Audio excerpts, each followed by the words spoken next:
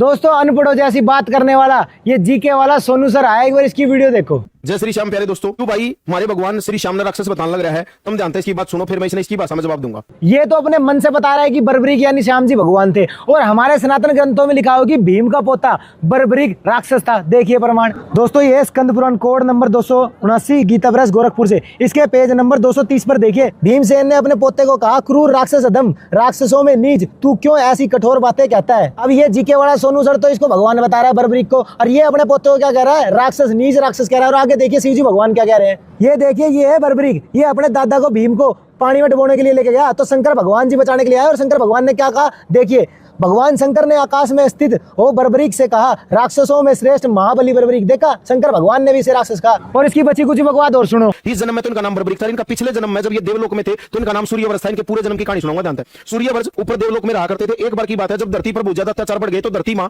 गाय माता बनकर देवलोक में गई, और वहां पर देवताओं के आगे रोने लगी, गुहार लगाई कि मेरे ऊपर बहुत ज्यादा अत्याचार आ रहे हैं, मेरे ऊपर एक राक्षस मूर बहुत ज्यादा अत्याचार कर रहा है, मेरे को इससे मुक्ति दिलाओ। तो राक्षस मूर की बात सुनकर सारे देवताओं ने कहा कि भाई वो तो बहुत शक्तिशाली राक्षस है, उससे तो केवल विष्णु भगवान लड़ सकते हैं। तो सूर्यवंश ने वहां पर कह दिया कि भाई इस छोटे से कार्य के लिए भगवान विष्णु को कष्ट देने की जरूरत नहीं है, अगर आप आज्ञा दो तो मैं उसका वध कर दूंगा। तो ब्रह्मा जी ने कहा, तूने विष्णु भगवान से अपनी तुलना करी है, सूर्यवंश को बोला, और तूने सारे देवताओं में अहंकारवश बात करी, इसलिए मैं तुझे श्राप देता हूं कि तू अभी इसी वक्त मृत्यु लोक में चला जाएगा। सूर्यवंश भगवान को अपनी बात के पश्चाताप और उन्होंने पैरों में गिरकर ब्रह्मा जी के माफी मांगी। अब ये अपनी वीडियो में खुद कबूल रहा है कि बर्बरीक यानी श्याम जी को अपने पिछले जन्म में अहंकार हो गया था, और अहंकारवश ब्रह्मा जी ने इनको श्राप दिया। फिर इन्होंने ब्रह्मा जी के चरणों में पड़कर माफी भी मांगी। अब आप एक बात बताओ, भगवान से तो अहंकार कोसों दूर होता है, और इसने ब्रह्मा जी से माफी मांगी और पाप भी भोगना पड़ा। वास्तविकता ये है दोस्तों, श्याम जी भीम के पोते बर्बरीक शीश के दानी नहीं है, ऐसा लिखा हुआ है हमारे सनातन ग्रंथों में। देखिए इस स्कंद पुराण में पेज नंबर 234 पर, इसी समय सूर्यवर्चा नामक यक्षराज ने कहा, बड़ी बड़ी बातें बनाने लग गया, अपनी भुजा ऊपर उठाकर मैं अकेला ही अवतार लेकर पृथ्वी के भारभूत सब दैत्यों का संहार करूंगा। इसकी बड़ी बड़ी बातें सुनकर ब्रह्मा जी क्रोधित हो गए।